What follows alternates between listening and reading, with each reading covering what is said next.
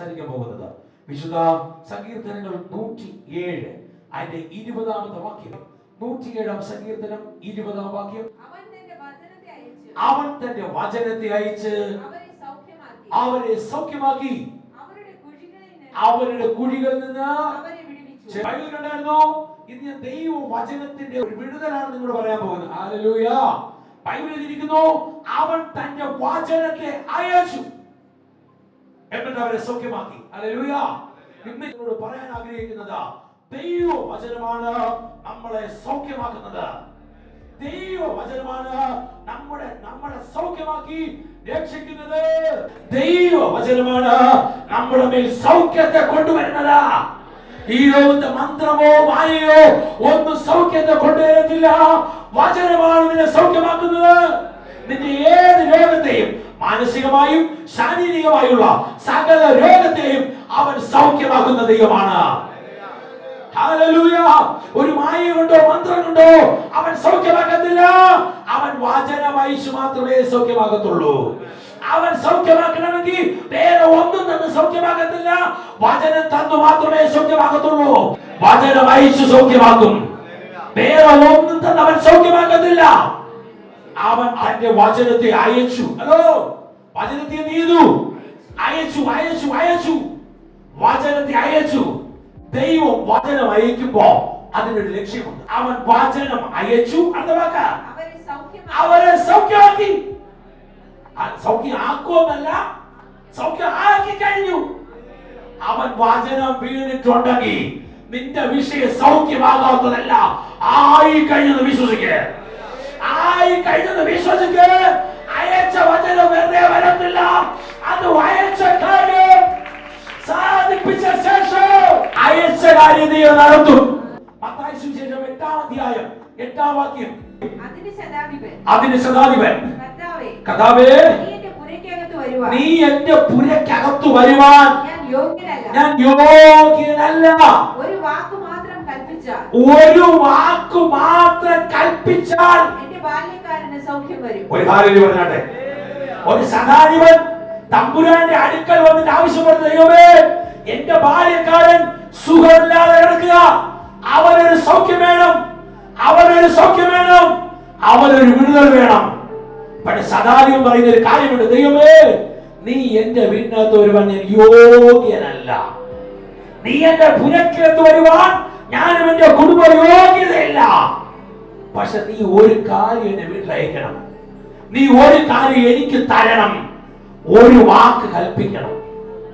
Hallelujah. ദൈവമക്കളെ, എന്റെ ഭാഷയിൽ പറഞ്ഞാൽ ഒരു ശതാധിപൻ ദൈവത്തിന്റെ വാക്കിന് വേണ്ടി വെയിറ്റ് ചെയ്തിരിക്കുക. ദൈവത്തിന്റെ വാക്കിന് നീ വെയിറ്റ് ചെയ്തുവെങ്കിൽ അവൻ നിന്നെ അനുഗ്രഹിച്ചിരിക്കും, അവൻ നിന്നെ മാനിച്ചിരിക്കും. ഇനി ശതാധിപനെ പോലെ ദൈവമേ, ഒരു വാക്ക് നീ എനിക്ക് വേണ്ടി തരണമെന്ന് പറയാൻ ചങ്കൂറ്റ ഉണ്ടെങ്കിൽ അവൻ നിന്നെ വിടുവിക്കും.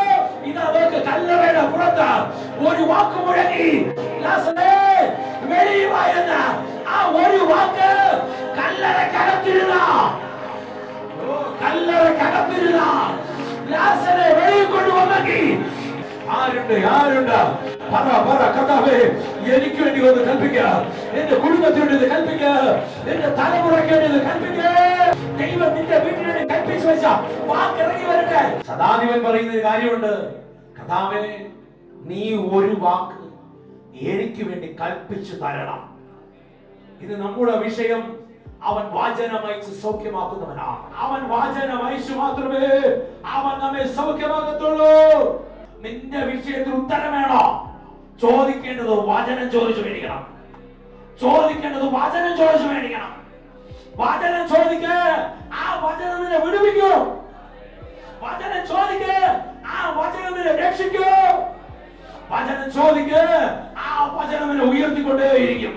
ശീമോൻ പത്രോസിന്റെ പടകിൽ കർത്താവ് കയറി വള്ളം മീൻ പിടിച്ച് കാണിച്ചു കൊടുത്തില്ല. അവനോട് പറഞ്ഞത് ആഴത്തിലേക്ക് വല വീശാനാ. അപ്പോൾ ശീമോൻ പറഞ്ഞു, കർത്താവേ, നിന്റെ വാക്കിന് ഞാൻ വല ഇറക്കാം, നിന്റെ പ്രവർത്തിക്കല്ല ഞാൻ ഇറക്കാൻ പോകുന്നേ. കാരണം ശീമോന് വേണ്ടി ഒരു വാക്ക് അവിടെ പൊട്ടി പുറപ്പെട്ടു വന്നു, ആഴത്തിലേക്ക് വല വീശുന്ന. ഹല്ലേലൂയ. ശീമോൻ പറയുന്ന ഒരു കാര്യമുണ്ട്, നാഥാ, നിന്റെ ഒരു വാക്ക് ഞാൻ വല ഇറക്കാം. നിന്റെ വാക്കിനെ ഞാൻ ചെയ്യുന്നുള്ളൂ. ദൈവത്തിന്റെ വാക്കിന് നീ മുൻസ്ഥാനം കൊടുത്താൽ എങ്കിൽ ഞാൻ അവരെ സൗഖ്യമാക്കും, എങ്കിൽ ഞാൻ അവരെ വിടിവിക്കും, എങ്കിൽ അവരെ പടത് ഞാൻ നിറയ്ക്കും, എങ്കിൽ ഞാൻ അവർക്ക് നന്മ കൊടുക്കും. നയമാൻ പ്രൊഫഷണൽ എലീശ എന്ന് പറഞ്ഞ പ്രവാചകന്റെ അടുക്കൽ വന്നപ്പോ അവൻ കരുതിയത് പ്രവാചകൻ വരും, വെളിയിറങ്ങിയിട്ട് കൈ വീശുമ്പോൾ സൗഖ്യമാകും എന്നായിരുന്നു അവന് തെറ്റിദ്ധാരണ. പ്രവാചകൻ ഒരു വചനം പറഞ്ഞു, നീ യോർദാനിൽ 7 പ്രാവശ്യം മുങ്ങിയിട്ട് പൊക്കോളാൻ. അടുത്ത മിനിറ്റ് സംഭവിച്ചത് അവൻ പറ്റത്തില്ല എന്ന് പറഞ്ഞു. അടുത്ത മിനിറ്റ് അവൻ മുങ്ങാൻ തീരുമാനിച്ചു. യോർദാനിൽ ചെന്ന് 7 പ്രാവശ്യം മുങ്ങി പൊങ്ങിയപ്പോൾ എന്താണോ നടക്കത്തില്ല എന്ന് പറഞ്ഞത് അത് അവന്റെ മേൽ നടക്കാൻ തുടങ്ങി. വചനം കേട്ട് അനുസരിച്ചാൽ അനുഗ്രഹം ഉണ്ടാകും. വചനം കേട്ട് അനുസരിച്ചില്ലെങ്കിൽ ശാപം വരും. ഹല്ലേലൂയ. വചനത്തെ നമ്മൾ അനുസരിക്കുന്നവരായി തീരണം. യോഹന്നാൻ സുവിശേഷം 1-ാമത്തെ വാക്യം, ആദിയിൽ വചനമുണ്ടായിരുന്നു, ആദിയിൽ വചനമുണ്ടായി. നീ ഞാനും എല്ലാം ഉണ്ടായി, വചനമുണ്ടായി. ഈ വചനം എന്റെ നിന്റെ വീട്ടിൽ അത്ഭുതം ചെയ്യും. ഈ വചനം എന്റെ നിന്റെ വീട്ടിൽ അതിശയം പ്രവർത്തിക്കും. ഈ വചനം നിന്റെ കുടുംബത്തിനകത്ത് നന്മയെ കൊണ്ടുതരും.